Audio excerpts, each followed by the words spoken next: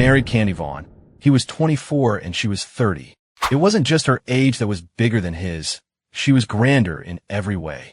For 3 years of marriage, she showered him with endless tenderness, giving him anything he desired. If he asked for the stars, she'd pluck them from the sky. If he asked for the moon, she'd bring it down for him. She spoiled him like a precious gem, and every night, she'd coil around him like a serpent, coaxing him to surrender everything precious he had to give. He knew she had a lot of money and a lot of love, and it was all his. That was until the day his father died. He called her 99 times, and she rejected every single call. The next moment, a picture from his friend popped up on his phone. "Sonny, is this your girl? I just saw her on a street in Paris, wrapped in some guy's arms." He opened the photo, and the sight of the man and woman plunged him into an icy abyss. The woman was her, and the man was his cousin. 3 days after Sonny's father passed away, Candy finally came home. The moment she pushed open the door, she saw Sonny on the sofa, his eyes haggard and bloodshot, his frame looking fragile and thin. A wave of guilt crested within her, and she rushed forward to embrace him. "Sonny, I had to fly to Paris for an emergency meeting. With the time difference, I missed all your calls, so I couldn't be there for the funeral. It was my fault. Whatever you want to make up for it, I'll give it to you, okay?" Sonny listened to her explanation in silence, his face as still and lifeless as stagnant water. He said nothing, simply pulling 2 documents from his bag, flipping to the last page, and handing them to her. "Candy, these are the 2 things I want. Please sign." Candy breathed a sigh of relief and quickly grabbed a pen, signing her name without a second thought. Seeing her act so readily, Sonny's eyes began to redden. "You didn't even look at them. Aren't you afraid I might be asking for something incredibly expensive?" Candy cooed at him placatingly. "Sonny, we're married. What's mine is already yours. Once our baby is born, everything will belong to you and the baby. You can have anything you want, you know that." As she spoke, she guided Sonny's hand to her belly. "I think I have a prenatal appointment today. Thankfully, the baby's been calm. Will you come with me?" Sonny remained silent, neither agreeing nor refusing. Candy took his silence as a yes and linked her arm through his as they got into the car. The ride was heavy with a suffocating silence. Not a word was spoken. Candy was about to start a conversation when her phone suddenly rang. "Candy, I'm back in the States. I want to see you." Because of the proximity, Sonny could clearly hear the voice of Julian Hayes on the other end. His hand clenched involuntarily. A moment later, he watched Candy hang up the phone. "Sonny, something just came up at the office. I have to go take care of it. I'll just have my assistant take me to the appointment later." Sonny didn't call out her lie. He simply opened the car door and got out. Standing in the biting wind, he hailed a cab, and memories flooded his mind, blurring with the passing streetscape outside the window. A few years ago, Sonny had been in a hit and run. The driver fled, and bystanders, afraid of getting involved, kept their distance.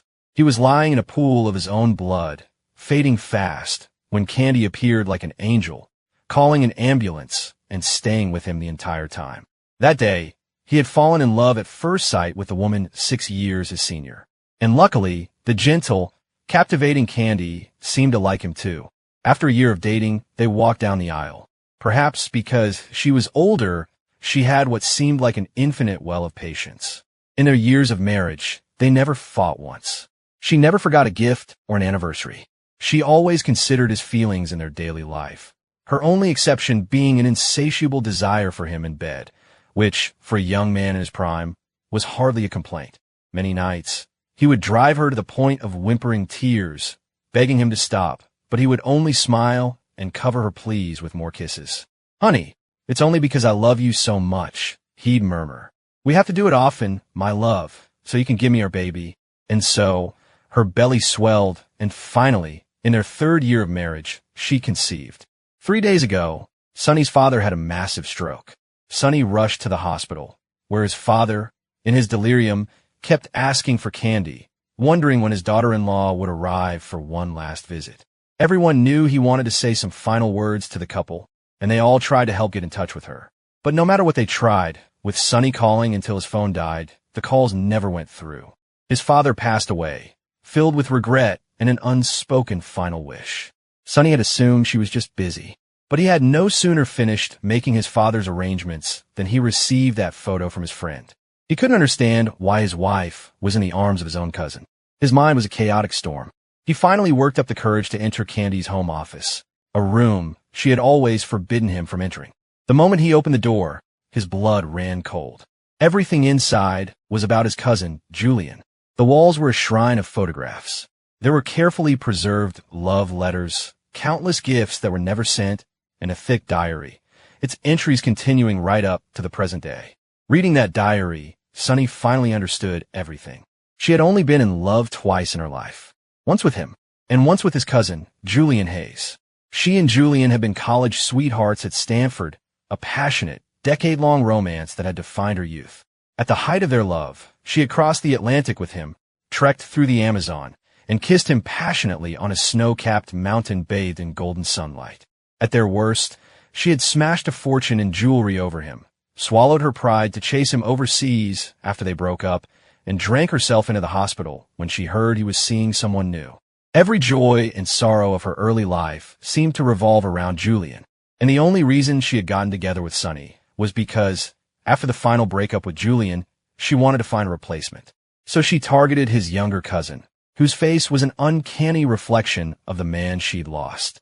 So, she had orchestrated the hit and run, manufacturing a scenario where he would fall for her instantly. So, she had been so desperate for him in bed, not out of love for him, but out of a desperate need to conceive a child she hoped would look not like its father, but like Julian. The moment the truth hit him, Sunny felt like he'd been struck by lightning, utterly shattered. The affection was a lie. The love was a lie. Even the sincerity he had cherished was a complete fabrication. She had deceived him through and through. He might be young, but he knew you had to clear out your heart before you could let someone new in. More importantly, he was nobody's substitute. He was Sunny Miller, unique and irreplaceable. But she had been lying to him from the very beginning. So, in return, he would lie to her just this once. He hadn't told her that the two documents she had just signed were a divorce petition and his application for a visa. He was not a replacement. He would not stay with a woman who didn't have him in her heart. Sunny walked into the lawyer's office and handed over the papers she had just signed. "Hello," he said. "I'd like to file for divorce." 3 hours later, Sunny returned home with the file. After a day of rest, he looked at his own pale face in the mirror, his hands trembling as he washed his hair. He combed it, his expression returning to a semblance of normalcy. But the moment he thought of her, a sharp pain seized his heart. He lay on the sofa, wrapped in a blanket, and called for the housekeeper. "Please pack up all the collectibles in the display cases. Send them to an auction house, and donate all the proceeds to charity." Candy, who had just walked in, heard his words and froze. "Sunny, why are you suddenly selling all of this?" she asked. Sunny kept his eyes downcast, avoiding her gaze. "I don't like them anymore. We could just donate the money. Think of it as building good karma for the baby." Luckily, Candy didn't press the issue. She came over and hugged him, her voice a soft coo. "Okay, that's fine. In a few days, I'll take you to an auction, and you can pick out some new things you like. We'll fill the shelves back up again. How about that?" Hearing her patronizing tone, Sunny didn't respond, instead changing the subject. "Are you finished with work?" "I am now. I know I've been busy, and you're worried about me. I'm taking the next week off to be at home. You'll stay with me and the baby, won't you?" She reached for his hand, but Sunny's body went rigid, and he instinctively pulled away. Sensing his rejection, her brow furrowed. Before she could ask what was wrong, Sunny's phone rang. The screen read, "Uncle." He answered. "Sunny, your cousin Julian got back yesterday. The family is getting together for dinner at the estate. Can you make it? I'm not feeling very well, so I think I'll pass." Before he could finish his sentence, Candy snatched the phone from his hand. "We'll be there. On time." Watching how eagerly she accepted the invitation, Sunny's chest tightened. He couldn't stop thinking about the 99 unanswered calls on the day his father died. He realized now that when it came to someone she truly cared about, she would never miss an opportunity to see them. She didn't care about his wishes, nor did she care that he was grieving his father. She simply followed her heart, rushing toward the one she truly loved. After hanging up, Candy saw the look on his face and realized her own composure had slipped. She took his cold hand in hers and offered an explanation. "Sunny, you know I haven't been feeling well, and I need to get out of the house. You do too. You can't just wallow in your grief. Let's go to the family estate, see everyone, and clear our heads." Sunny's lips formed a tight line, but he remained silent. At 7 o'clock, the couple arrived at the family estate. Before they went inside, Candy handed a gift to Sunny. Your uncle mentioned you and Julian haven't seen each other in years. We should at least bring something. In the past, Sonny would have thought she was being thoughtful. But now, he knew she was just using him as a proxy to give a gift to the man she truly loved. He didn't call her out on it, simply taking the gift and walking into the bustling great room. Hearing their arrival, Julian Hayes, who was in the middle of a conversation, turned his head. He saw Sonny, and on his arm, Candy. He froze for a second before speaking hesitantly. Sonny, and this is? Sonny didn't answer. He didn't know what to say. Candy also remained quiet. It was one of their relatives who jumped in enthusiastically. Julian, you've been overseas for 3 years. You even missed the wedding. It's no wonder you don't recognize her. This is Sonny's wife, Candy Vaughn, the CEO of Vaughn Industries. Julian swayed slightly, a flicker of shock in his eyes, but he was composed enough to recover quickly and extend a hand. The two of them exchanged polite greetings as if they were strangers meeting for the first time. Only Sonny could feel the invisible electric current passing between them. He handed the gift to Julian and said simply, "Welcome back, cousin. Thanks, but it's not for long. I'm just here for a month, then I'm heading back to Paris." At this, the color drained from Candy's face. Julian pretended not to notice her reaction and smiled as he opened the gift. Inside was a beautifully packaged antique timepiece, and his eyes lit up with genuine appreciation. "Sonny, you have excellent taste. I've admired this piece for a long time." Sonny observed them both, his voice flat. "My wife picked it. She's always had excellent taste." Throughout dinner, Candy barely touched her food. When she wasn't making conversation, she was busy putting food on Sonny's plate. The relatives all smiled warmly at the display, teasing them. "Sonny, you're a lucky man, marrying such a devoted wife. Just look at you two." Sonny forced a tight smile, staring at the steak and lamb in his bowl, not touching his fork. He hated the gamey taste of red meat, a fact Candy was well aware of whenever they ate at home. But tonight, she had completely forgotten. She was too busy rearranging the serving platters, making sure all the fish and shrimp ended up in front of Julian. His cousin had always loved seafood. By the end of the meal, Candy was exhausted. The family insisted they stay the night rather than drive back so late. Sonny called one of the house staff to help him get her to their guest room. After they had gotten ready for bed, he turned off the main lights, leaving just a single lamp on by the bedside. A few moments later, Candy's eyes fluttered open. She reached out in a sleepy haze and pulled him into her arms. "Julian," she murmured, "you came back for me, didn't you?" Sonny's entire body went rigid. He didn't correct her, didn't tell her she had the wrong man. It took him a long moment to find his voice. "And what about you?" he asked quietly. "Who were you drinking for tonight?" "For you, Julian," she whispered. "It's always been for you. Don't you know that?" Even though he had expected it, hearing the words from her own lips was a fresh agony. He finally understood why the woman who would drink herself sick for love pretended to never touch a drop in front of him. She was afraid that if she drank, she would let her true feelings slip, just like she was doing now. She was afraid he would find out. He clenched his fists, the air catching in his throat, and pulled himself from her embrace. He sat in the bathroom for 2 hours, trying to regain his composure. When he finally came out, the bed was empty. Candy was gone. Sonny opened the bedroom door and saw the motion sensor light on the balcony just flicker off. He approached silently, and through the glass door, saw Candy and Julian standing outside. The darkness hid her expression, but he could hear the strained, urgent tone of her voice. "You told me yesterday you weren't going back to Europe. Why did you change your mind today?" she demanded. "And what about you?" Julian countered. "Why did you marry Sonny and not tell me?" Hearing Julian's calm voice only fueled the fire inside her. What little composure she had left shattered. She grabbed his arm, her grip like a vice. "Why do you think I married him? You of all people should know. He looks just like you. He's your family.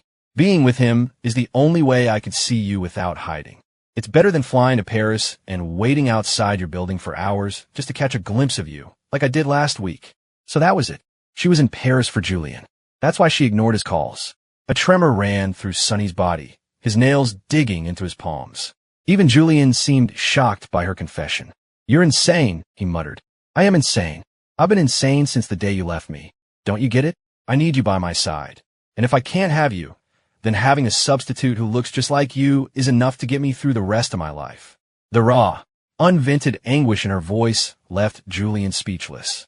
After a long silence, he finally managed to speak, his own voice laced with pain. Candy, what does that make Sunny in all this? You've been married for 3 years. You're carrying his child. Have you felt nothing for him at all? Candy laughed, a bitter, broken sound. Julian, he's a substitute. How could I possibly fall for him? Even if I did feel something, it would only be because I'm looking at his face and thinking of you. Our baby will be born soon. I've already picked a name, Julian. A part of you and a part of me, together forever. Hearing this, a deathly chill washed over Sunny, and tears streamed down his face. Julian. What a perfect, cruel name. He closed his eyes, picturing her insatiable desire for him in bed, her obsessive anxiety after becoming pregnant. He bit his lip so hard he could taste blood, choking back a sob of pure despair. The last of his strength gone, he leaned against the wall and dragged himself away. The sound of their argument grew faint. Just before he closed the door to his room, he heard Julian's voice. Aren't you afraid Sunny will find out the truth? And Candy's reply, he'll never know. And even if he did, he loves me too much. He would never, ever leave me. Never? A bitter, broken smile twisted Sunny's lips. Oh, he would leave. He would personally shatter the gilded cage she had built around him and fly toward freedom. And he would never look back. Kenny didn't come back to the room that night. At the first light of dawn, Sunny was up. Without disturbing anyone, he drove back to their house in San Francisco, gathered his documents, and went to finalize his visa application. He had just finished when his phone rang. It was Julian. Sunny, could you take me to the cemetery today? I'd like to pay my respects to your father. Sunny's mother had passed away when he was young, so he wasn't very close with her side of the family. Even though he and Julian were only 5 years apart, they had never been close. But this was about his father, so Sunny had no choice but to agree. He bought a bouquet of flowers. As he pulled up to the cemetery gates, he saw a familiar sports car parked just ahead. It was Candy. She saw him too, getting out of her car and walking over. Why didn't you tell me you were coming here? Sunny stared at her. You left in the middle of the night. I never said I was coming here. How did you know? Candy took his hand proactively. My stomach was bothering me last night. You were in the bathroom, so I just went to the clinic myself. This morning, Julian mentioned he was coming with you, so I decided to join. It was an almost perfect lie. He just grunted in response and said nothing more. When they reached the plot, seeing his parents' headstones side by side, a wave of sorrow washed over him. The two people in the world who had loved him most were gone. Seeing the unshed tears in Sunny's eyes, Julian came over and patted his shoulder gently. Sunny, your parents may be gone, but you still have Candy. She'll take care of you forever, and your baby is almost here. You're starting your own family now. He spoke with such certainty, as if he were making a promise on Candy's behalf that their marriage was forever. As soon as he finished, Candy added her own assurance. That's right. I'll take good care of you and our baby. Please don't be sad. Hearing her words felt like a cruel joke to Sunny. Her promise to take care of him wasn't born from love or duty. It was for another man, a means to serve her own secret, selfish agenda. Sunny swallowed the bitter feelings and looked at the photographs on the headstones. Yes, he said quietly, I will have a new family. A family that would have nothing to do with Candy Vaughn. After they finished, a light rain began to fall. Julian and Sunny sat in the back while Candy drove. To break the heavy silence, Julian spoke up. I heard a great new Italian place open up downtown. Want to try it for lunch? Candy immediately changed course. I heard the owner is from Italy. The food is supposed to be very authentic. Oh, really? The pizza I had in Paris was. And just like that, the two of them were lost in conversation, talking about everything from food to travel to what they'd been up to lately. Whatever one said, the other would instantly pick up the thread, never letting the conversation lag. They had the easy rapport of a couple who had spent years together, sharing everything. The thought made Sunny laugh, a short, bitter sound. Of course they had that rapport. They had been together for years. The places they'd gone, the things they'd done for each other, the depth of their connection, it was something he, the replacement, could never hope to match. When they got to the restaurant, Candy instinctively handed the menu straight to Julian. Julian took it, but then seemed to remember himself and passed it to Sunny. Sunny, I've been away for a while. I don't know this place. Why don't you order? Sunny ordered a few dishes at random. When the food arrived, Candy's brow furrowed. I thought you didn't like seafood, she said. He didn't, but the man she loved did. In the presence of her true love, he never stood a chance. He had known that from the start. Julian looked over as well, a flicker of surprise in his eyes. Sunny, you didn't have to order that for me. Candy shot up from her seat to come over, but in her haste, she bumped into a waiter carrying a tray of food. The cart tipped over, sending its contents flying. Instinctively, Candy threw herself in front of Julian, shielding him from the splatter of sauces and food. Sonny was not so fortunate. A tureen of scalding hot soup spilled all over his legs, instantly raising angry blisters on his skin. His face contorted in pain, and a cold sweat broke out on his forehead. Through the rising steam, clutching the tablecloth in agony, he watched Candy help Julian to his feet and rush him away. In that moment, Sonny's heart plummeted. The restaurant was in chaos as the staff rushed to help him. Just as they got him outside for some air, he saw Candy and Julian in a heated argument. "I told you I'm fine. You need to go back in there and check on Sonny," Julian insisted. "Your hand is bright red. Why are you pretending you're not hurt? I'm taking you to the hospital, and then I'll come back for him." "Julian, why are you being so stubborn? You were so worried about me. You were afraid I'd get burned. You still have feelings for me, don't you? What if I do? What does it matter? Candy, we broke up. You're married to Sonny. You're carrying his child." Julian's voice was a raw cry of anguish, and, at his words, Candy's eyes filled with tears. "You know perfectly well that in my heart, he could never be as important as you." Julian froze for a moment.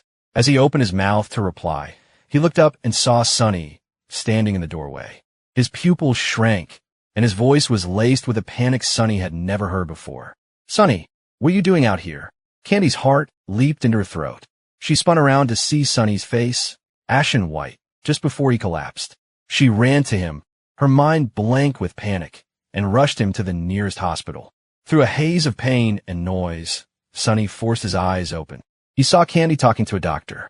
"My husband can't handle pain well," she was saying. "Please be gentle when you treat him." A nurse nodded and began to apply ointment to his burns with a cotton swab. The searing pain from his leg shot through his entire nervous system, making it hard to breathe. He was soaked in sweat, every passing second an eternity of agony. Once the initial treatment was done, they moved Sonny into a private room. Candy sat by his bed, apologizing over and over. "Sonny, the burns are so bad. Why didn't you call out for me?" Sonny's jaw ached from clenching it so hard. His legs felt like they were engulfed in flames, and a fever was setting in. He could barely force the words out. "You were already gone. It's my fault. I'm so sorry." The guilt in her eyes deepened as she pressed her hand into his tightly clenched fist. Her fingernails dug into the back of his hand, sharp enough to draw blood. He watched their blood mingle on his skin as his consciousness faded, and he drifted into sleep. When he awoke, it was the middle of the night. Groggily, he opened his eyes and saw Julian's back. "You were burned too," Julian was saying. "Go get treated. I'll stay with Sonny." "No, Candidi Plaith. I'm worried he'll wake up and be scared if I'm not here. I'll get it looked at tomorrow." Julian's voice rose sharply. "I said go now. Candy, stop being ridiculous and take care of yourself." At his sharp tone, the tension in Candy's face melted away. She grabbed his hand. "Julian, stop denying it. You do still care about me, don't you? Just say the word, and I'll leave everything behind. We could be together again. Please." Julian realized his tone had betrayed him and quickly pulled his hand away. Seeing the panic on his face, Candy couldn't help but smile. "All right, I won't pressure you. I can wait. I'll do as you say. I'm going to get my hand looked at now." With that, she left with a light, happy step. In the 3 years they'd been together, Sonny had only ever known Candy as the one in control, the calm, composed adult in the relationship. No matter how angry he got, she would always placate him with the gentle condescension one uses on a child. She was always rational, mature, and cool-headed, as if wearing a mask that never slipped. He had thought that was just her personality. He never realized that she, too, could lose control. She could fly into a rage at a cold word from Julian, become giddy with joy at a hint of his concern, and obey his commands like a teenager in the throes of first love. Sonny had never seen this version of Candy before. He was so lost in this revelation that he didn't realize Julian was looking at him until their eyes met. Sonny saw the flicker of panic in his cousin's expression and decided to speak first. "Julian, where's Candy?" Realizing Sonny hadn't overheard their conversation, Julian visibly relaxed. "She wanted to get her hand treated. If you need anything, just let me know." The fire in Sonny's legs was still an agonizing torment, but he pushed through it, shaking his head. "I'm fine. You should get some rest." Julian didn't leave. He poured Sonny a glass of water, and after a few more pleasantries, he asked a pointed question. "Sonny, before you passed out at the restaurant. Did you happen to hear anything? Sonny's hand, holding the glass, paused mid-air. He met his cousin's probing gaze without flinching. Didn't hear a thing. He delivered the lie with a perfectly straight face. It was partly to allay Julian's suspicions, but mostly to convince himself to forget what he'd heard. It wouldn't matter soon anyway. He was about to disappear from their lives for good. Sonny spent 10 days in the hospital until his burns began to heal. Throughout his stay, Candy was a constant presence, bringing him water, changing his dressings, attending to his every need. But as he slowly recovered, she fell ill, running a high fever for days. With 2 sick people in the house, Julian stepped in to help. He drove them home from the hospital, helped prepare Candy's medicine, and even assisted with changing Sonny's bandages, running around tirelessly. You need to rest, Julian told her. They're bringing up your prenatal supplements. Make sure you take them. Candy agreed, but then looked up at him with wide, innocent eyes. I'll take them, she said, but only if you feed them to me. Julian froze, hesitating for a moment before reaching for the spoon. But Candy shook her head. No, Julian, she whispered, tracing his lips with her finger. I want you to feed me with this. A deep blush spread across Julian's face. Drink it or don't. I don't care, he finally stammered before turning and fleeing the room. Meanwhile, after a few more days of rest, Sonny was finally able to walk a little. He picked up his empty soup bowl, intending to take it downstairs and maybe sit outside in the sun for a bit. As he passed the home office, he heard a crash from within. The door was slightly ajar, and when Sonny peeked inside, he saw Julian. He was staring at the wall of photos, his hands trembling, his expression a mixture of pain and anger. After a long moment, Julian seemed to snap out of it. He began tearing the photos from the wall, sweeping all the letters and gifts from the shelves into a large box. Seeing that he was about to leave the room, Sonny quickly ducked onto the small balcony at the end of the hall. A few moments later, Julian appeared at the front of the house by the large trash bins. He dumped the entire box of gifts inside. Then he took the photos, the letters, and the diary and tore them all to shreds. When he was finished, he made a phone call, and a minute later, Candy came downstairs. The two of them began to argue fiercely over the contents of the trash bin. They were too far away for Sonny to hear everything, but he caught the last few lines. None of this should have been in that office, Candy. What if Sonny had gone in there and seen it all? Julian demanded. He doesn't have a key, and he wouldn't go in without my permission, she retorted. And you're so certain of that? What if he had? Did you ever stop to think how devastated he would be if he saw all this? He loves you. So what if he's devastated? Does that change the fact that it's always been you? Julian, forget about him. I'm asking you, right now. Do you still have feelings for me? Just say yes, and I will divorce him tomorrow. At her words, the color drained from Julian's face. He stumbled back, frantically hailed the first passing cab, and was gone. Watching them part in such a disastrous way, Sonny silently placed a hand over his chest. His heart was racing, a strange numbness spreading through him, but the sharp, stabbing pain from before had lessened. It seemed the wound in his heart was already beginning to heal. And that was a good thing. Down below, he watched as Candy began pulling the items Julian had thrown out from the trash, carrying the salvaged memories back into the house. She locked the office door and didn't emerge for 3 days. Sonny knew she was inside, trying to piece together the shredded memories. He didn't disturb her, simply arranging for meals to be left outside her door. Once his leg was better, Sonny started meeting up with his friends again. After one such dinner, he went to pay the bill and happened to walk past the largest private dining room. Through the door, he heard a familiar name. Candy, you're always so busy. We figured you wouldn't have time for a class reunion, so we didn't even send an invite. Sorry about that. Are you kidding? Julian is here. You think Candy would miss it? They were the talk of the entire Stanford campus back in the day. Surely you remember? Of course I do. I was there when Candy filled the main quad with thousands of roses to ask him out. I can still hum the song she wrote for him. Sonny listened in silence for a moment, an image forming in his mind of a young Candy in a white dress, playing a guitar and singing her heart out. But the image felt wrong, deeply dissonant. It took him a second to realize why. The woman they were describing was Candy at 20 years old. The man she loved was Julian Hayes. It had nothing to do with him. Of course it felt wrong. Sonny gave a small, silent smile, losing all interest in eavesdropping. He turned to leave, only to come face to face with Julian, who was just coming out of the restroom. An involuntary twitch started in Sonny's eye, and he immediately turned to head for the stairs.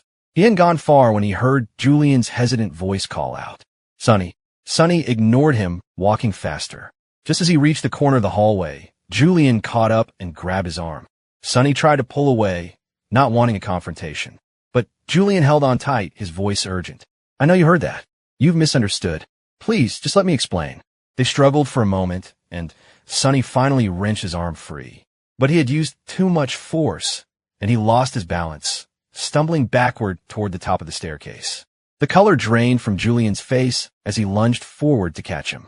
Sonny caught himself on the railing, steadying his feet. But Julian, thrown off balance by his lunge, tumbled head over heels down the marble staircase. He landed in a crumpled, bloody heap at the bottom. A roar filled Sonny's ears as he scrambled down the stairs toward him. He had just reached for Julian when a powerful force shoved him from behind.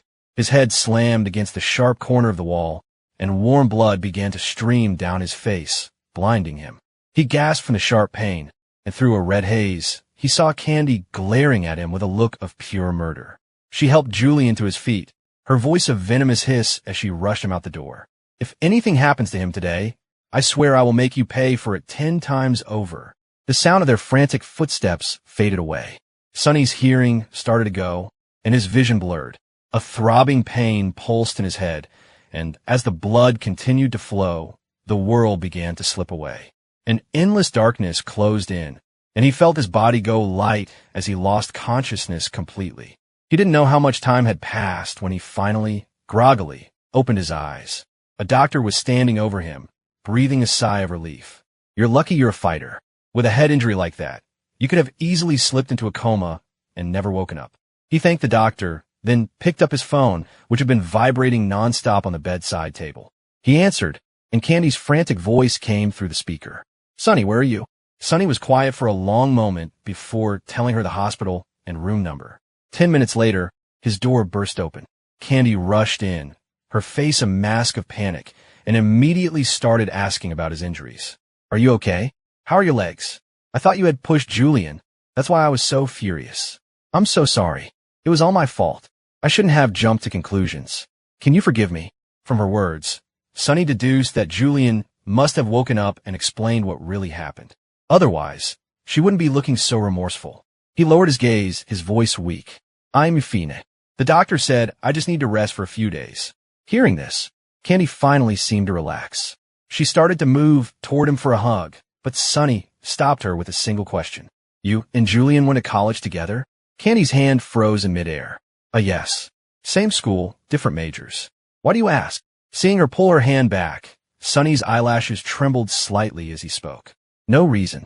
I just saw you were both at the same reunion." Candy forced a stiff smile and abruptly changed the subject. "You must be hungry. I'll go get you some breakfast." Watching her flee the room, Sonny opened the calendar on his phone. Only 10 days left.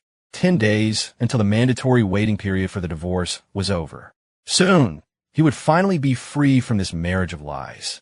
During the week he spent in the hospital, Candy's visits were sporadic, unlike the last time.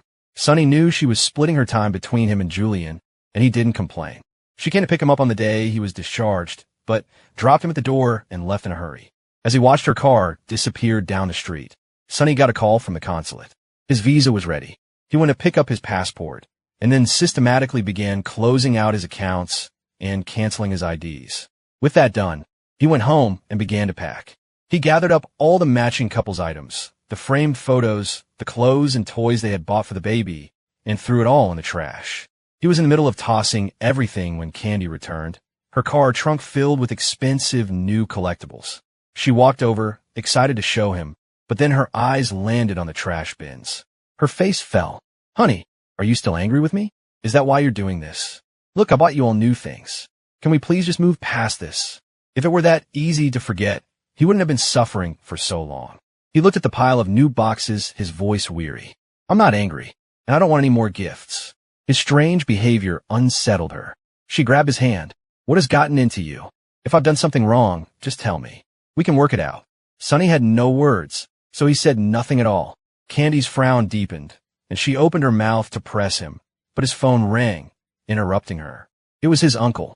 "Sonny, you need to get to the hospital now." Julian collapsed. "They're saying it's acute kidney failure." Standing beside him, Candy overheard the news and completely fell apart. All reason fled. The color drained from her face, and she began to tremble uncontrollably.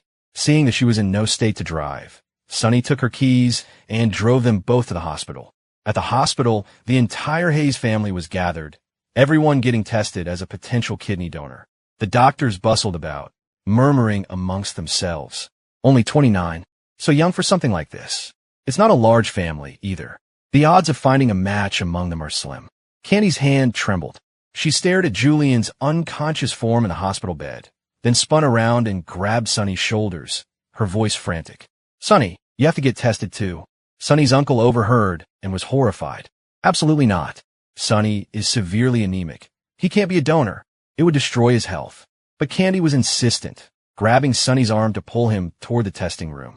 Sunny couldn't take it anymore. He yanked his arm free and stared her straight in the eye. And if it is a match? What happens to me then? Candy's mind was a blank slate of panic, and the words tumbled out before she could stop them. Saving his life is what's important. When did you become so selfish? I'm carrying your child. Can't you do this one thing for me? He's your cousin. How can you just stand there and let him die? At her words, Sunny's eyes burned with unshed tears. After a moment, he lowered his head and laughed, a hollow sound. He was suddenly grateful for his decision to leave. Without another word, he walked into the testing room. He wasn't doing it to save her lover. He was doing it to save his cousin. 3 days later, the results came in. The bad news was that no one in the Hayes family was a match. The good news was that a compatible donor had been found on the National Registry, and they had agreed to the donation. Upon hearing the news, Sunny tried calling Candy, but she didn't pick up. He figured she was busy coordinating everything, so he decided to go to her office at Vaughn Industries headquarters. As he approached her office, he heard urgent voices from within. Candy, are you really going to donate your kidney to Julian? You're married to his cousin. You're pregnant with his child. If you go through with this surgery, what will happen to the baby? You need to let go of the past and focus on your husband. That's right. Julian isn't worth this sacrifice. Do you have any idea what the risks are? Have you thought about Sunny for even a second? What about your baby? The donor was Candy. Sunny's mind short-circuited. He could barely comprehend what he was hearing. Don't try to talk me out of it. Candy's voice cut through his shock. I'm doing it. I'd give him my heart if it would save him. As for Sunny, he is not to know about this. You all have to cover for me. Tell him I'm in Europe for a business deal. Sunny's hand, raised to knock, slowly fell to his side. Candy, he thought, you truly are a fool. Don't worry, he thought. I'll get out of your way. I wish you both a lifetime of happiness. He took a deep breath and walked away without a sound. When he got home, he booked a one-way ticket to Napa Valley. The next day, he was up early. The mandatory 1-month waiting period for their divorce was finally over. He took a cab to the courthouse, picked up the finalized divorce decree, then bought a small gift box and placed the decree inside, along with the property settlement she had signed. He took the box and his packed suitcase and went to the hospital. Outside Julian's VIP room, he saw Candy standing there, gazing at him through the window in the door. Her expression was a storm of emotions: joy, sorrow, pain, and an overwhelming, endless love. Sunny stood behind her for a long time, just watching, before he finally spoke, his voice hoarse. When is the surgery? Candy turned, and the moment she saw him, the raw emotion on her face vanished, replaced by her usual, placid smile. The doctor said it's in 3 hours, but I have to leave on a business trip. I'll probably be gone for about a month. Sunny, I'm so sorry I can't be here for you right now. Once again, Sunny let her lie hang in the air between them. He replied, his voice perfectly calm. It's okay, Candy. I'll get used to it. Get used to what? She asked, a flicker of confusion on her face. Sunny didn't answer out loud, but he answered in his head. Get used to you not loving me. Get used to you ignoring me. And get used to a life without you in it all. Before he could say anything else, a call came through on her phone from the doctor. Candy answered and started walking toward the elevators. Sunny called out to her, holding out the box. Your birthday is in a couple of weeks. This is for you. She took it without looking at it and handed it to her assistant who was standing nearby. I'll open it on my birthday, then. Sunny said nothing, just watch her walk away. Then he turned and left as well. At the exact moment she was being wheeled into surgery to give her kidney to Julian, Sunny was at the airport with his suitcase, checking in for his flight. As the anesthesia began to take effect and her surgery commenced, he sat at his gate, systematically deleting his social media accounts, canceling his phone number, and wiping his photo albums clean. By the time her surgery was over, His plane was taking off. He looked out the window at the clouds below, a slow, genuine smile spreading across his face. Candy Vaughn, he thought, our paths will never cross again. Wheeled out of the operating room, Candy drifted in and out of consciousness, slowly coming out from under the anesthesia. The first thing she did upon waking was grab the surgeon's sleeve. "Doctor," she rasped. "How is Julian?" The doctor leaned down. "His surgery was a complete success. He's still unconscious, but you don't need to worry." All Candy heard was that Julian hadn't woken up. She struggled to sit up, a searing pain tearing through her abdomen where they had operated. She ignored the pain, throwing back the covers and trying to stand. The doctor rushed to support her. "You can't get out of bed yet. You just had major surgery. And Ms. Vaughn, I'm so sorry, but due to the complications, we weren't able to save the pregnancy." Candy didn't seem to register what he'd said about the baby. She just shakily tried to stand. "No, I have to see him. I won't be able to rest until I see him." Realizing she wouldn't be dissuaded, the doctor sighed and had a nurse bring a wheelchair. The doctor wheeled Candy to Julian's room. There, she finally saw him, lying in his own hospital bed. He was still unconscious and looked pale, but he was stable. Only then did Candy finally breathe a sigh of relief, a deep sense of satisfaction filling her. She gazed at Julian's sleeping face with tenderness. "Julian," she thought, "even if we can never be together, I'm so happy that a part of me will be with you forever now. In a way, that means we'll always be together, doesn't it?" Candy didn't leave Julian's room until evening. Reluctantly, she finally left, but only after telling her assistant to arrange for her to be transferred to a different hospital. Her first priority was to hide the fact that she had been the donor. She couldn't let Julian know she was the one who had given him a kidney. He would be devastated. A few days after Candy had moved to a different hospital across town, Julian woke up. Candy was overjoyed. She called Julian every day, fussing over every detail of his recovery, from his meals to the temperature of his room. But one rainy afternoon, Julian was sleeping, and with nothing else to occupy her mind, Candy suddenly thought of Sonny. He hadn't sent a single text this whole time. Normally, whenever she was on a business trip, he would flood her iMessage with texts, checking in on her, telling her about his day. But this time, for weeks, there had been nothing. Candy dialed Sonny's number, only to be met with an automated recording. "The number you have dialed is no longer in service." No longer in service? How could that be? Frustrated, she opened iMessage to text him, but her messages wouldn't deliver. She checked his Instagram, only to find the profile was gone, the account deleted. A sharp, sudden panic seized her, and she immediately called the housekeeper. "Is Sonny home?"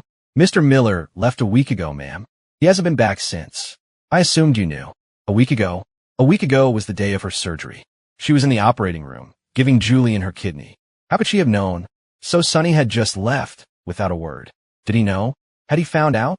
A heavy weight settled in Candy's chest, and a growing panic drained the remaining color from her face. She had the terrible feeling that she had just lost something irreplaceable. Where could he have gone? Candy thought for a moment, then called her assistant, a note of urgency creeping into her voice. "I need you to contact Sonny Miller's extended family. Find out where he is." After the assistant agreed, Candy fell silent, trying to remember if Sonny had left anything behind. Her mind raced, and then it hit her. The box. The box he had given her at the hospital. He had said it was an early birthday present. That had been strange. Why so early? What'd she done with it? A fuzzy memory surfaced. She had been so focused on the surgery, so worried about Julian, that she hadn't paid Sonny any attention at all. She had just handed the box to her assistant without a second thought. And another thing, she said quickly into the phone, "Come to the hospital now, and bring me that box Sonny gave me." Staring out the window, Candy felt a strange emptiness creep over her as she replayed Sonny's odd behavior in her mind. She remembered watching him throw away all his collectibles, his voice cold and distant. "I'm not angry. I don't want any more gifts." When she had pressed him, he had just been silent. When she had tried to hug him, he had stopped her with that one. Strange question. "You and Julian went to college together?" She had deflected, changed the subject. Could he have known, even then? No, she thought. He might have been suspicious, but she hadn't given him any concrete reason to be. She remembered their last conversation at the hospital. She told him about her business trip, and he had just replied so calmly. "It's okay, Candy. I'll get used to it." When she had asked what he meant, he hadn't answered. Looking back, his behavior had been strange, and a sense of foreboding washed over her. Just then, her assistant arrived, holding the small gift box. Candy took the box. It was surprisingly light. "Ma'am, I've started looking into Mr. Miller's whereabouts, but it's going to take some time," her assistant said. "Find him," she replied, her voice tight. "As fast as you can." Without looking up from the box, she opened it. Inside, nestled on a bed of tissue paper, were the finalized divorce papers. Candy almost laughed out loud from sheer disbelief and anger. What on earth was Sunny playing at? An orphan, running away from home and leaving divorce papers behind like some petulant child. There was a limit to how far a tantrum could go. But then, her eyes fell on the date on the papers. It was dated the day Julian had returned from Paris. A wave of dizziness washed over her, and the world went black. Even as she lost consciousness, her mind reeled in disbelief. Sunny had divorced her. Her assistant shouted her name in panic, calling for a doctor. Nurses and orderlies rushed into the room and wheeled Candy's unconscious form to the emergency room. Meanwhile, at the airport in Napa Valley, Sunny's plane had just landed. His first instinct after deplaning was to pull out his phone to text Candy that he had arrived safely. Then he remembered. He was divorced. They would have no more contact. He opened his phone, looking at the new, empty iMessage account he had created. A wave of unreality washed over him, threatening to pull him under. He was really divorced. He had really left Candy. He had escaped the lie. Looking up at the bright California sky, Sunny resolved to start a new life, right here, right now. Sunny took a cab to the small cottage he had rented online. The landlady, a warm woman named Mrs. Davis, saw him arrive alone and immediately invited him over for dinner that evening. Sunny accepted graciously. He unpacked a nice bottle of wine he had brought with him, changed his clothes, and went next door. Mrs. Davis and her family welcomed him with open arms. They had gone to great trouble for him, preparing for hours. The whole house was decorated with streamers and a welcome banner, and the table was laden with an incredible variety of food. There was homemade pasta, a huge pizza loaded with toppings, and even a bucket of fried chicken and fries, just in case he wasn't feeling adventurous. They even had a welcome gift for him, a beautiful, warm, hand-knitted blanket. Throughout the meal, Mrs. Davis and her family were incredibly kind, insisting that he join them for dinner whenever he felt like it. They talked late into the night, with the Davis family giving him tips and advice about living in Napa. They patiently answered all his questions, no matter how trivial. The occasional language barrier led to some funny misunderstandings, making Sunny laugh. He couldn't remember the last time he had laughed so freely. The atmosphere was so warm and welcoming. It felt less like he was with strangers and more like he was with old friends. Their kindness was a balm to his wounded soul. He didn't want the evening to end, but when the family settled down to watch TV, he politely excused himself. Back in his own cottage, he showered and even read for a while before bed. The peace and quiet were a welcome change, and he felt a sense of relaxation he hadn't experienced in years. He collapsed onto his bed, looking up at the ceiling of his small, cozy new home, a feeling of contentment washing over him. He closed his eyes, wondering how long it would take for Candy to realize he was gone. He figured she would probably be thrilled. With him out of the picture, there was nothing stopping her and Julian from being together. He had seen the way Julian looked at her. He clearly still had feelings for her. And after she donated a kidney to him, he was probably overwhelmed with gratitude and love. For all he knew, Candy had already gotten her happy ending with the man she'd always wanted. With that thought, he drifted off into a deep, dreamless sleep, not waking until the morning sun streamed through his window. Sunny had just arrived in Napa and didn't know his way around yet. Besides, the whole ordeal with Candy had left him emotionally and physically drained. He wasn't ready to think about work yet. He decided to spend some time exploring and clearing his head. He spent his days as a tourist. He visited the Grace Cathedral, the quiet reverence of the place bringing him a sense of peace. He joined a tour group and visited the San Francisco Museum of Modern Art. Surrounded by the vibrant colors and bold expressions in the museum, he felt like he was seeing the world in a new light. He even went to see a ballet performance of Cinderella at the War Memorial Opera House. The story of the heroine, who suffered so much yet still found her happy ending, resonated with him. The performance was so moving that he found himself tearing up at the familiar fairy tale. He took a trip out to Point Reyes National Seashore, breathing in the fresh, salty air, looking out at the endless blue ocean, and feeding the gulls along the beach. He even woke up before dawn one day to go on a whale-watching tour out of Monterey Bay. A massive humpback whale breached right in front of their boat, its enormous body arcing through the air in a spray of glittering water.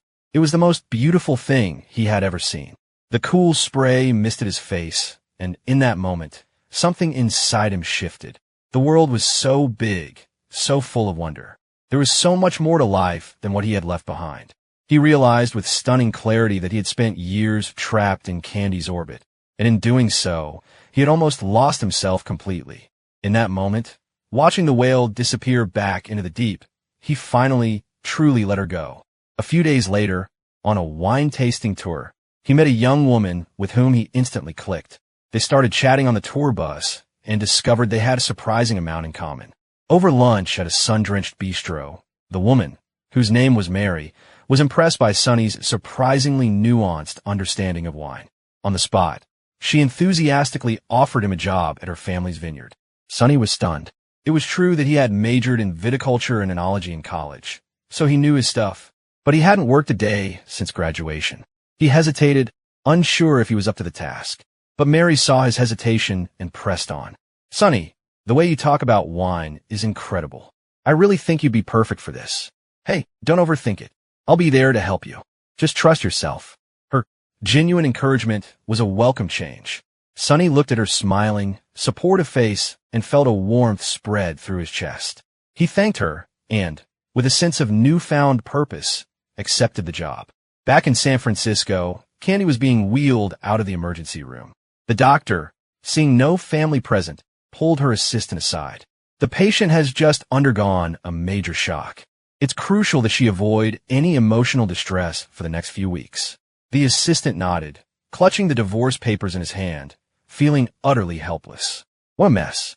His boss gives a kidney to her first love, and her husband responds by vanishing off the face of the earth. The assistant's head throbbed. All he could do now was try to find Mr. Miller. A little while later, back in her room, Candy regained consciousness. As she came to, the image of the divorce papers flooded her mind. She stared at the ceiling in a daze, feeling like she was trapped in a nightmare. Sonny hadn't just disappeared. He had divorced her. He had abandoned her and their child. Then she remembered the doctor's words about the baby, and her own role in losing it, and a fresh wave of despair washed over her. A sudden, frantic energy seized her. "Get me out of here," she yelled. "I need to go home." Her assistant, startled, rushed in. Seeing the frantic determination in her eyes, he knew it was useless to argue. He helped her pack, trying his best to keep her calm. He was terrified of upsetting her further. Finally, they arrived back at the house. But the sight of the empty spaces on the shelves, the gaps where Sonny's things used to be, made Candy's heart ache with a hollow emptiness. Everything of his was gone. All the things they had bought for the baby were gone too. Back at the hospital, she had been in denial, telling herself he was just angry, that he still loved her, that he would never really leave. But the empty house was a stark, undeniable reality. She had been wrong, so terribly wrong. Sonny was really gone. He had thrown away everything, including her. She sat on the sofa in silence for a long time, one hand resting on her flat stomach, her eyes blank. The house had never felt so empty, so cold. "Ma'am," her assistant said, breaking the silence. "I've spoken to Mr. Miller's family. They haven't heard from him." He watched her carefully. "Should I keep looking?" Candy let out a cold, bitter laugh, a knot of anger tightening in her chest. "No, let him disappear then. It's not like she ever loved him anyway." But on the drive back to her own hospital, the empty feeling returned, a gaping hole in her chest. Her thoughts were a tangled, chaotic mess, making her head feel like it was about to split open. She looked out at the city lights, and memories of her time with Sonny began to surface, hazy at first, then sharp and clear. After a moment of hesitation, she spoke to her assistant again. "Find Sonny Miller." The moment the words left her lips, the pressure in her chest eased slightly.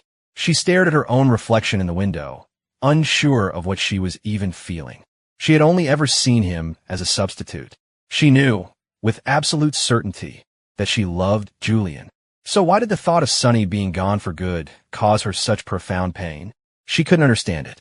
All she knew was that the thought of not looking for him was unbearable. It must be because they were married for 3 years. That had to be it. And because he was Julian's cousin.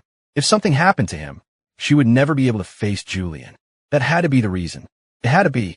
Sonny himself was surprised at how well things were going at the vineyard. He wasn't just working in the tasting room. He was learning from master vintners, connecting with the local community, and even taking cooking classes in his spare time. He and Mary became fast friends, often exploring the small towns around Napa together on their days off. With her help, his English improved dramatically, and he even got a promotion and a raise. Mrs. Davis, his landlady, continued to be a warm presence in his life, often inviting him to family gatherings or bringing over home-cooked meals. In return, Sonny would cook for her family, blending the Chinese recipes he knew with new Californian dishes he was learning. He was becoming more outgoing, more confident. When he talked about his new life, he spoke with an ease and joy that had been absent for years. He found himself laughing easily and often. Happiness seemed to follow him wherever he went. Even Mrs. Davis commented on how much he had changed, how he seemed like a completely new person. He realized with a start that he had been in Napa for over a month. The time had flown by, each day filled with a simple, uncomplicated joy. In his old life, the smallest mistake would earn him a condescending lecture from Candy. Here, the most common response he heard was, "Don't worry about it." For the past few days, Mary had been buzzing with excitement. Her older sister was coming to visit, and Mary had been preparing for her arrival for days. Sonny found himself curious to meet this sister who inspired such devotion. He ended up meeting her in a rather unexpected way. He was in the cellar, tasting and taking notes on a new batch of wines. He was halfway through his task when his fountain pen suddenly sputtered and died. Annoyed, he gave the pen a sharp flick, a habit from his school days. As he was about to get up to find more ink, he looked up and saw a woman standing in the doorway. She was stunning, dressed in a chic red dress, her hair perfectly styled, and her face was splattered with small black dots of ink, which had apparently flown from his pen. The sight was so unexpected that Sonny couldn't help but laugh. To his surprise, the woman didn't seem offended at all. She just laughed with him. Seeing her elegant dress and confident air, Sonny assumed she must be the wine critic Mary had been expecting. He quickly grabbed a napkin, dampened it with water, and handed it to her with a profuse apology. She had the most beautiful hazel eyes he had ever seen, the color of warm honey. She took the napkin, but instead of thanking him, she looked him straight in the eye and asked, "What's your name? And can I ask you out?" Her directness caught him completely off guard, and he felt a blush creep up his neck. The woman introduced herself as Julia, Mary's older sister. So this was the sister he had been hearing so much about. And here she was, standing in front of him, declaring that it was love at first sight and that she intended to pursue him. Sonny felt like his head was spinning. He didn't know how to react. She was tall and striking, with sharp, beautiful features. Sonny managed to compliment her in English, explaining that he worked at the vineyard. He was clearly trying to sidestep her advance, but Julia didn't let him. She repeated her interest, her open admiration making Sonny's face flush. He was flustered, unsure of what to say. Thankfully, Mary chose that moment to walk in, breaking the tension. The next morning, however, Julia was waiting for him when he arrived at work, holding an enormous bouquet of flowers. Knowing he couldn't avoid this, Sonny led her to a quiet corner of the garden to talk. "Julia, look, it's true that I'm single, but I don't think a relationship between us is possible." Julia looked genuinely confused. "Why not? Why can't we at least give it a try?" Seeing how persistent she was, Sonny decided to be honest. "I'm divorced," he said quietly. "I have an ex-wife." Julia's eyes widened in confusion. She waited for him to continue, but when he didn't, she asked, "And? That's it? That's your reason for not wanting to date me?" Sonny stared at her, incredulous. "Isn't that enough? What century are you living in?" Julia replied with a laugh. "I'd be more surprised if a man as handsome as you had never been in a serious relationship. I like you, Sonny. Your past doesn't matter to me." Her words were like a balm to his soul. A warmth spread through him as he looked at her, his heart beginning to beat a little faster. Before he could protest, Julia declared they were both skipping work for the day and dragged him out to her car. Sonny expected Mary to object, but instead, she just laughed, pressing some cash into her sister's hand and telling them to have fun. The teasing, encouraging look in her eyes made Sonny blush even deeper.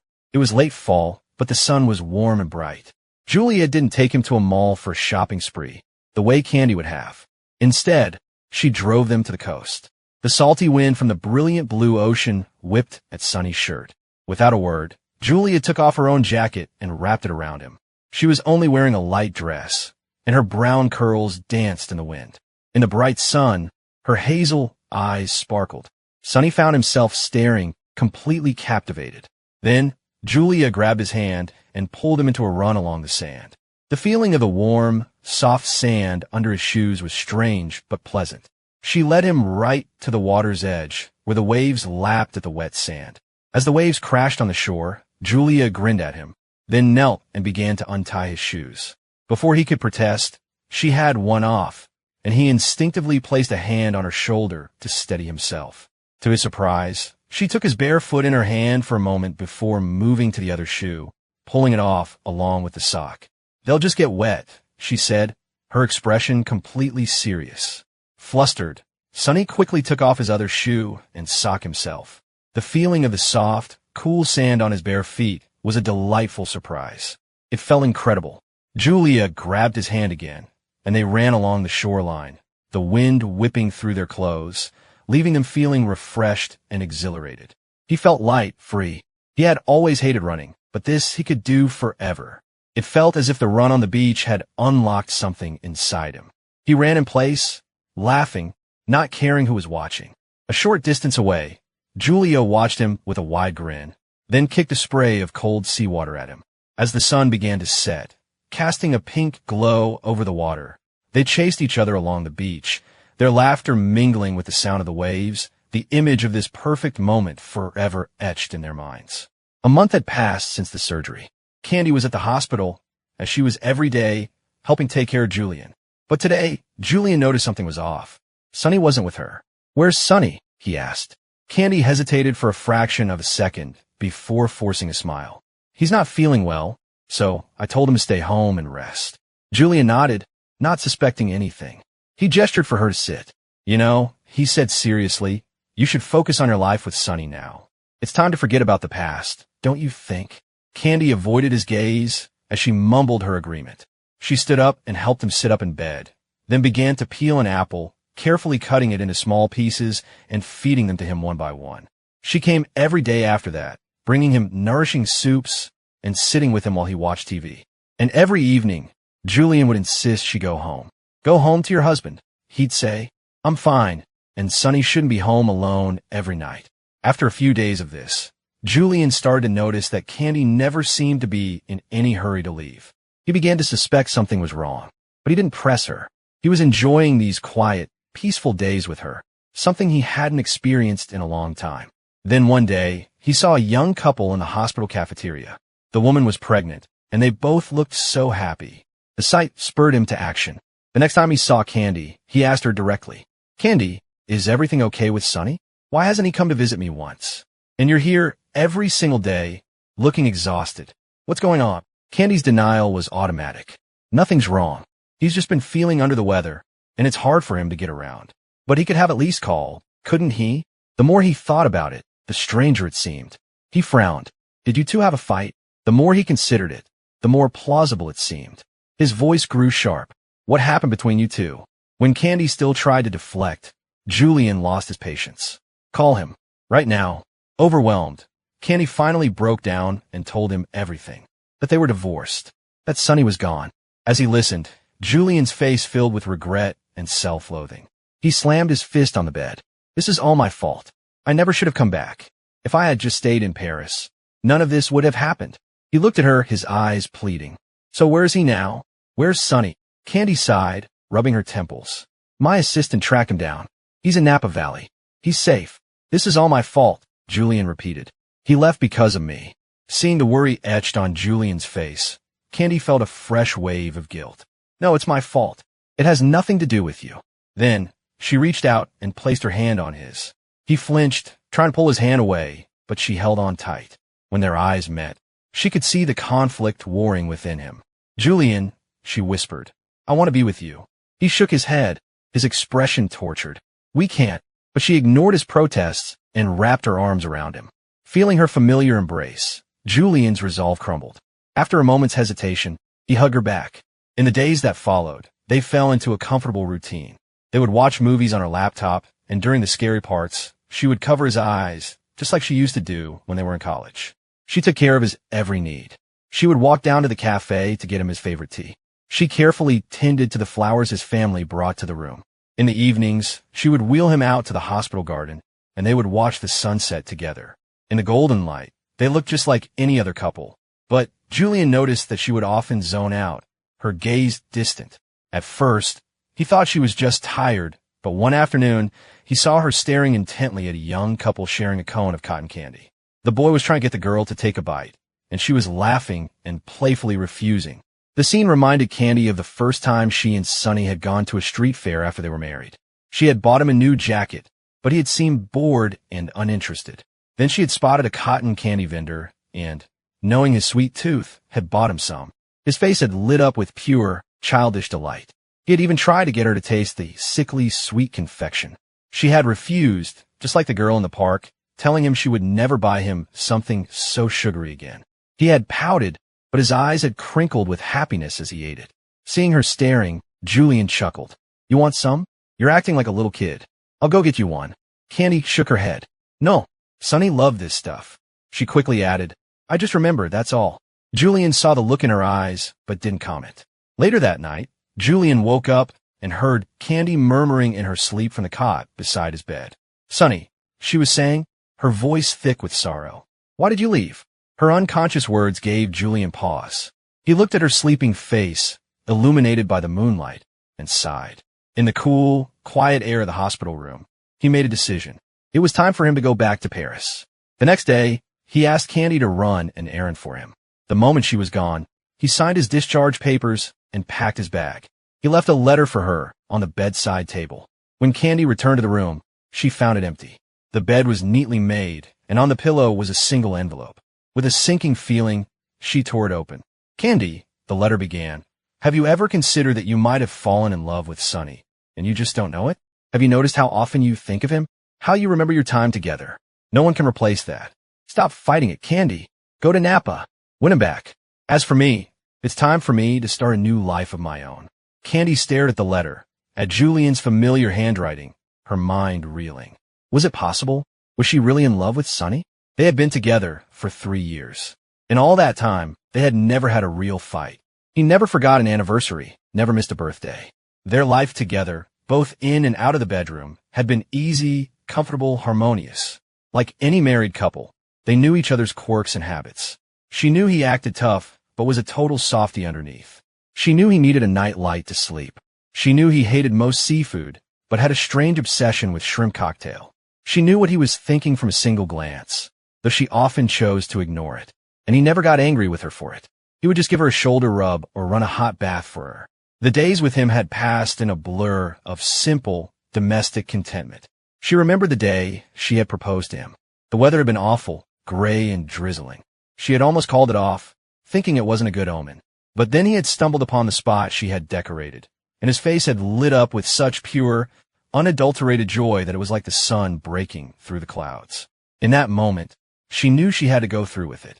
It was just a simple setup in a park, and he was just wearing jeans and a t-shirt. He had complained afterward that she should have warned him, but the joy in his eyes had been unmistakable as he'd pulled her into a fierce hug. Yes, he had whispered in her ear. 1,000 times yes. She remembered spinning him around in circles, laughing. They had ridden bikes across the Golden Gate Bridge, shouting into the wind that they were getting married and would be together forever. The memory was so vivid, it was like it was happening right now. They had planned their wedding together, argued over paint colors for their first house. He had taught himself to cook for her, and even though his first few attempts were disastrously salty, he had kept trying until he got it right. He had been so good with her parents, taking them to the farmer's market on weekends, even learning some basic massage techniques to help with her father's bad back. He had always been so cheerful, so optimistic. The memories came flooding back, an unstoppable torrent. Sonny, who could be made happy with a simple cone of cotton candy. Sonny, who would melt into a puddle of giggles whenever she tickled him. Sonny, who would pout adorably when he was upset. Sonny, who would look to her for comfort with a hopeful smile on his face. She had known so many versions of him, and now she might never see any of them again. The thought sent a fresh wave of loss through her, so sharp and sudden it felt like a physical blow. A tremor of pure, unadulterated panic ran through her body. She immediately called her assistant and told him to book the next flight to California. Her mind was made up. She would apologize. She would tell him how she really felt. She was going to get Sunny back. Candy arrived in Napa Valley and found the vineyard where Sunny was working. He was standing at the entrance to the wine cellar, holding a ledger. He looked different. His hair was longer, styled in soft waves, and a lighter shade of brown. He was wearing a simple, well-fitting uniform and was focused on taking inventory. He had a look of concentration on his face that she had never seen before. He was calm, composed, and efficient. Seeing him again, she was struck by the sudden, overwhelming realization of how much she had missed him. She felt like an intruder, poised to shatter the peace he had so clearly found for himself. But she knew she would regret it forever if she didn't try. "Sunny," she said, her voice trembling slightly. "I came to apologize." At the sound of her voice, Sunny's face hardened, and he turned to walk away. Candy rushed forward and grabbed his arm, her hand trembling. She held on for dear life, terrified that he would disappear from her life again.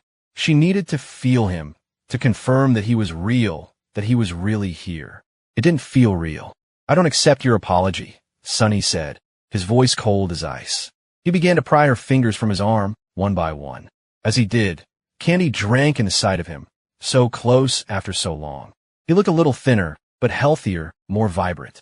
Even the tiny mole by his eye seemed impossibly dear and familiar.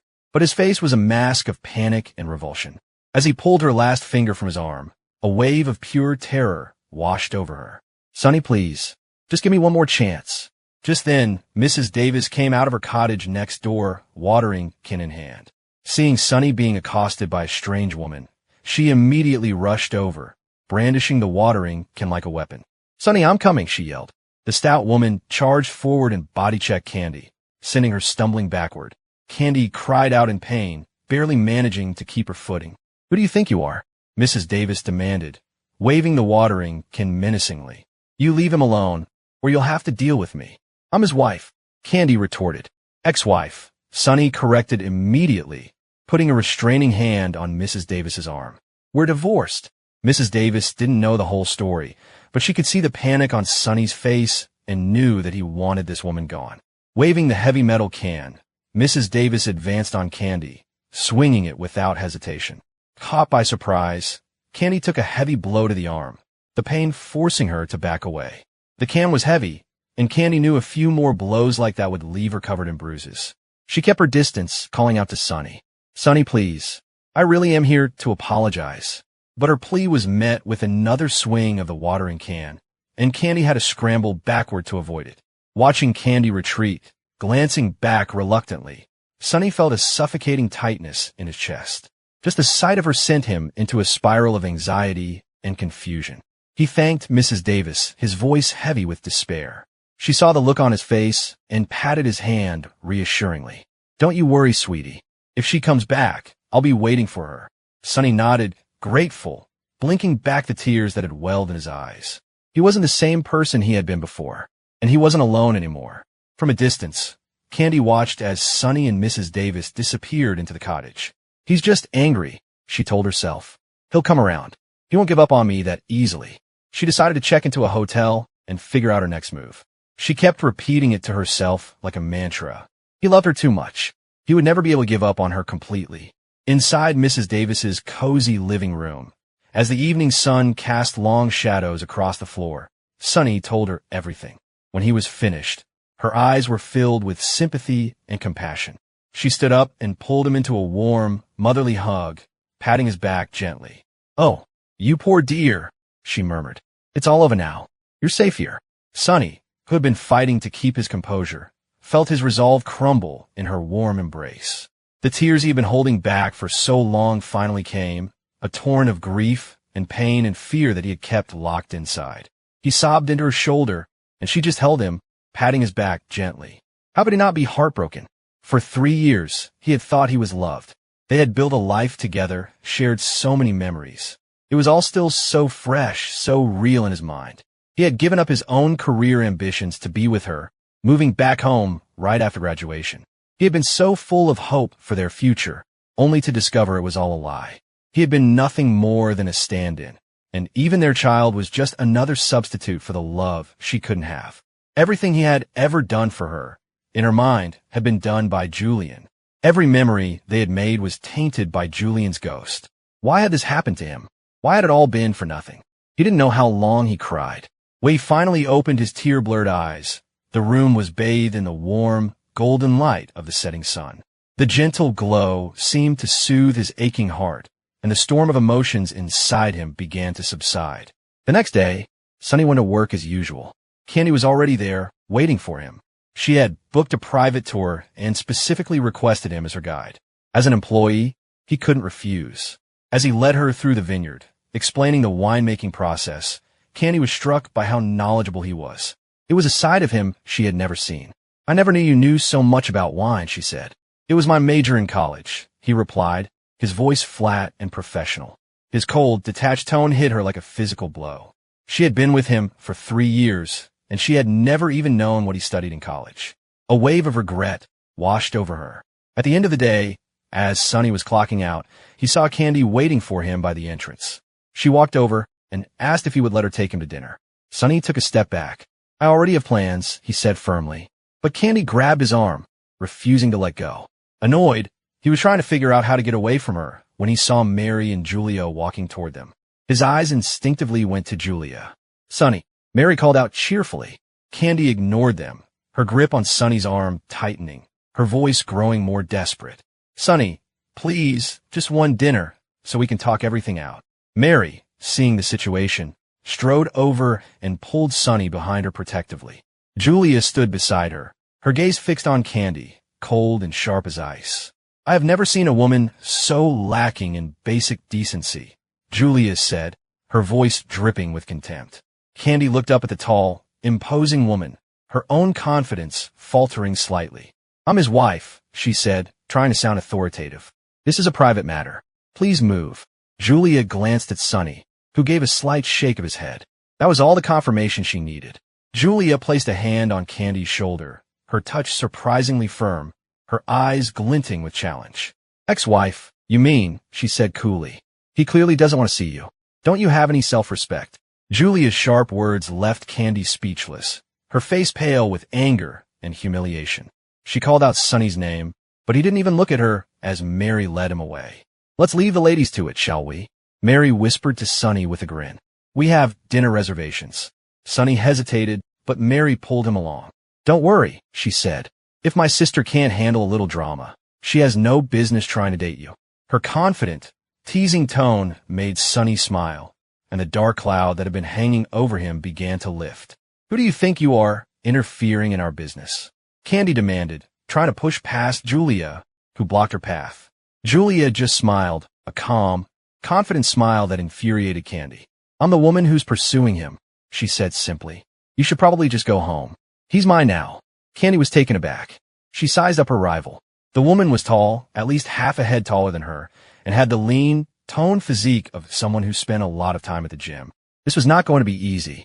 "Sunny would never be interested in you," Candy said with a confidence she didn't feel. He liked women like her, sophisticated and mature. "Oh really?" Julia replied with a smirk. "You think he'd prefer an old woman like you to me?" Candy's eyes widened in shock. Old woman. It was true she was older than this woman, older than Sunny even, but she took meticulous care of herself. She was elegant, sophisticated. It's called maturity, something a child like you wouldn't understand. Sunny likes mature women. Julia just rolled her eyes and signaled to the security guards. A moment later, 2 large men were escorting a protesting Candy off the property. "Come back again, and we'll do this again," Julia called after her. "This is my home, and it's Sunny's home now, too." With that, the large iron gates, she pounded on the gates, screaming his name, but there was no answer. Finally, defeated, Candy kicked the gate one last time and walked away. Meanwhile, Julia had arrived at the restaurant in her sleek convertible. The moment she walked in, Sunny looked up, a concerned expression on his face. "Don't worry, I can handle a little drama," Julia said, seeing the worry in his eyes as she slid into the chair next to him. She was smiling, her gaze open and direct. "Taking care of problems for the person you're interested in is part of the job description for a suitor, isn't it?" Hearing such words from the beautiful woman so close to him made Sunny's face flush, and his heart began to beat faster. He couldn't bring himself to meet her gaze. Julia, however, continued to watch him with unabashed interest, a genuine fondness in her eyes. Her intense gaze didn't waver, which made Mary laugh. Wow, Julia, you really have it bad for him. You haven't taken your eyes off him since you walked in. You didn't even say hi to your own sister. Sonny grew flustered, not knowing what to say, and focused intently on his food. Julia shot her sister a warning look, which only made Mary grin wider, her eyes dancing with amusement as she watched them. After dinner, Mary conveniently had a party to get to, so Julia naturally offered to drive Sonny home. In the car, she sang along to the radio, her voice clear and lovely, with a lazy, enchanting quality that made Sonny start humming along despite himself. She introduced him to new music, and they talked easily over the beautiful melodies, discussing everything and nothing. Julia had a fascinating way of looking at the world, always offering a perspective that Sonny had never considered. When he mentioned the vineyard needed a new brand ambassador, she told him he would be the perfect choice. When he talked about wanting to plant some flowers at his cottage, but wasn't sure what would grow well, she told him not to worry, that anything he cared for would surely thrive, just like him. Every word was a compliment, an affirmation, and she said it all with such sincerity, not as a joke, but as a simple statement of fact. Whenever he met her gaze, he found himself drawn into the warmth and depth of her eyes, a blush rising to his cheeks. She parked the car a little ways down the street from his cottage, and they walked the rest of the way, their conversation flowing easily. Under the warm glow of the streetlights, their shoulders brushed, and Sonny found himself smiling, his eyes constantly drawn to Julia's face. Watching them from the shadows, Candy felt a bitter pang of jealousy, her fists clenching at her sides. Candy stepped out of the darkness, blocking their path. Julia, startled, moved to stand in front of Sonny, but he put a hand on her arm, stopping her. He squeezed Julia's arm gently. "This has to end," he said, his voice low. "Let me talk to her." Julia nodded, but insisted on waiting for him just down the street. A warmth spread through Sonny's chest at her loyalty, giving him the courage he needed. He turned to face Candy, his expression resolute. "We need to talk." Candy followed him into his small cottage. As she sat down, Sonny glanced out the window at Julia, who gave him a small, encouraging wave. The sight made Candy's stomach clench. "I assumed you and Julian would be together by now," Sonny said, getting straight to the point. "Since I was just his replacement, and you loved him enough to give him a kidney, why didn't it work out?" His calm, matter-of-fact tone was more cutting than any anger could have been. Candy was speechless. Sonny got up to pour her a glass of water, his gaze drifting out the window to where Julia was waiting, seemingly engrossed in studying the flower beds. She had actually been listening to his conversation about flowers earlier. Candy took a deep breath and spoke, her voice thick with emotion. "Sonny, I'm so sorry for everything. I know I didn't realize it before, but I do have feelings for you. After you left, my life felt completely empty. I finally understand my own heart. It's you I love." Sonny stared at her, a skeptical look on his face, but he said nothing. Hesitantly, Candy glanced out the window at Julia. "Please, just give me another chance," she pleaded. "I'll win you back. I'll treat you right this time. We were happy together, weren't we?" Sonny shook his head and took a sip of water. "It's too late, Candy. I don't love you anymore.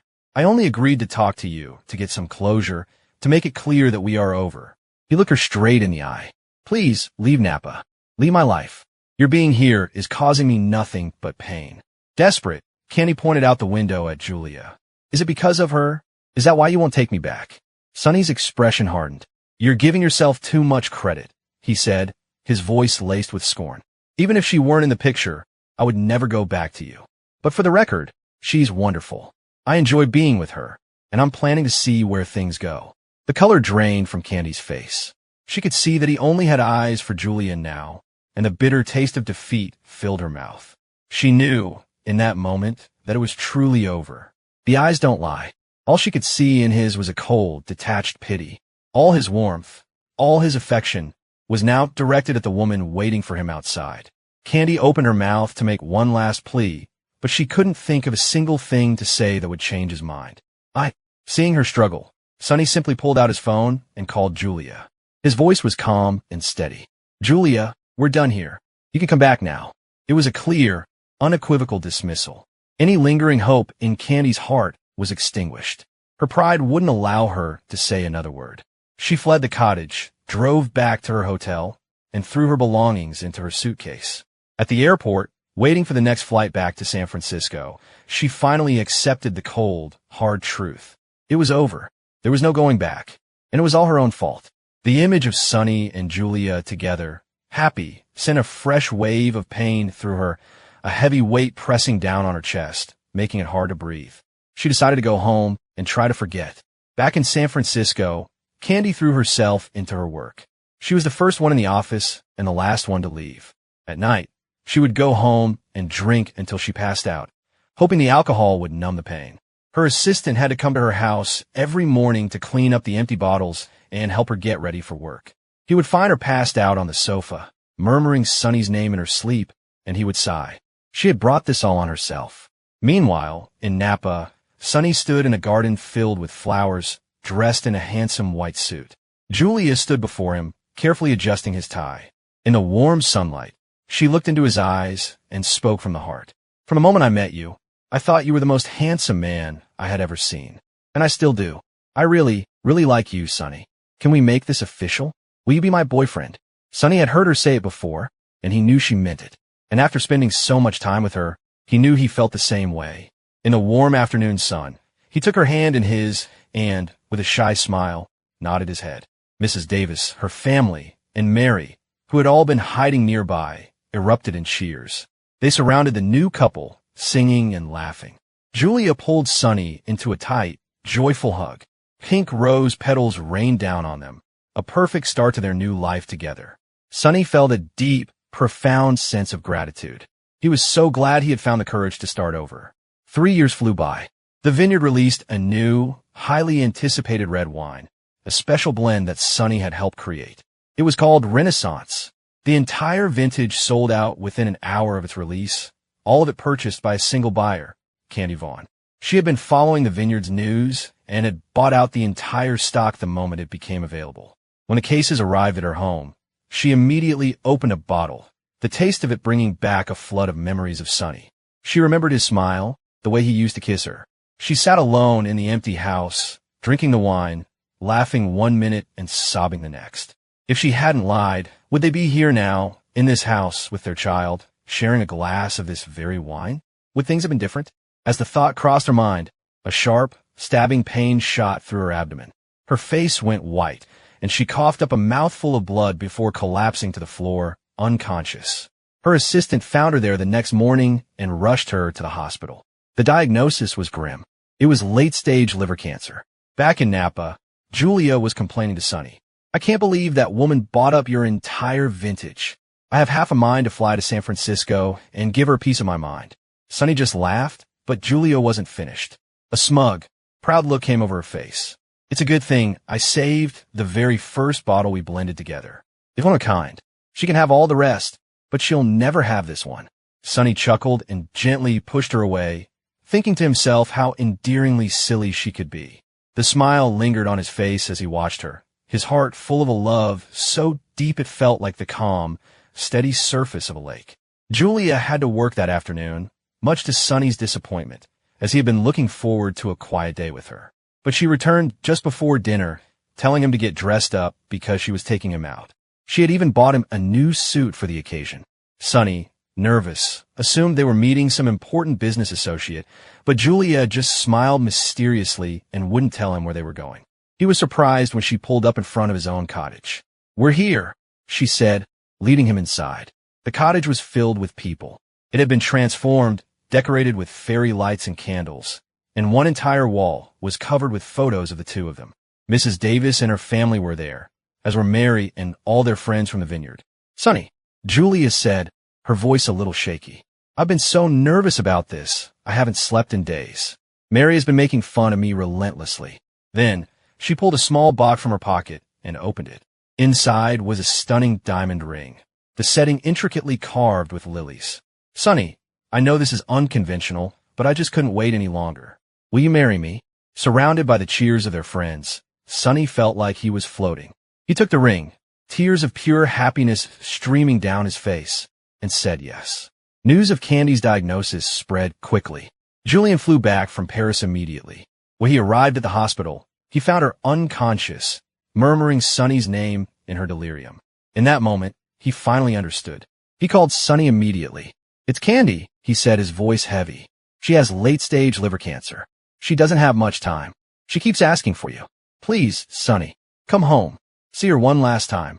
Sunny was shocked by the news, but it felt distant, like something that had happened to someone else in another lifetime. He looked over at Julia and her mother, who were happily flipping through a bridal magazine, and he knew what his answer had to be. He gripped the phone tightly. "I'm not coming back," he said, his voice firm. Julian was stunned by his coldness. "How can you be so heartless? She was your wife.